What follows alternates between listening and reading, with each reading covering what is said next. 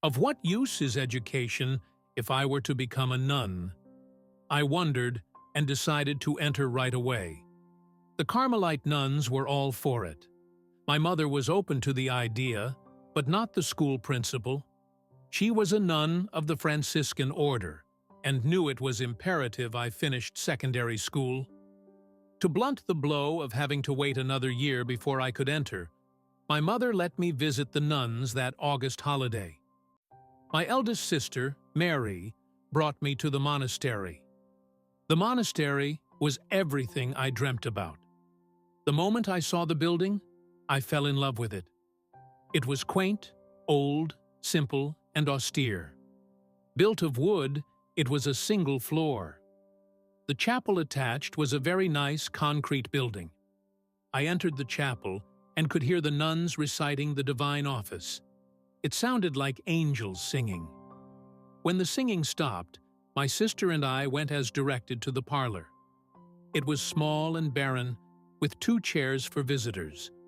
Facing us were thick metal grills, with another layer of wooden round poles inside. Shuffling of feet, and the doors facing us opened. It was dark inside. I could make out the faces of the nuns close to the grill. Behind them, dark shadows started filing in as more nuns entered. They greeted us, then bombarded me with questions. How many brothers and sisters do I have? How tall am I? The questions came from all corners, making it hard to answer each of them. What struck me was their joy, the smiles on their faces.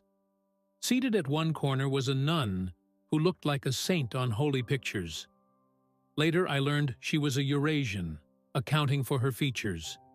The long, thin face and big, deep-seated eyes.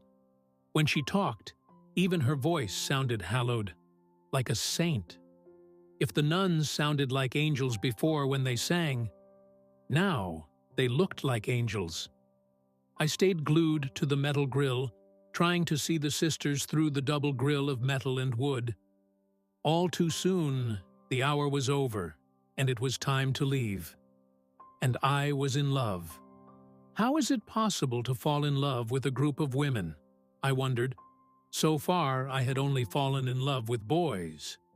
Yet I was in love, so very in love. I told my sister, "They are wonderful," and I could not wait to enter. My sister was not impressed. "Just wait till you enter," she told me. Later, that inordinate love was to be an indirect cause of much suffering when I entered.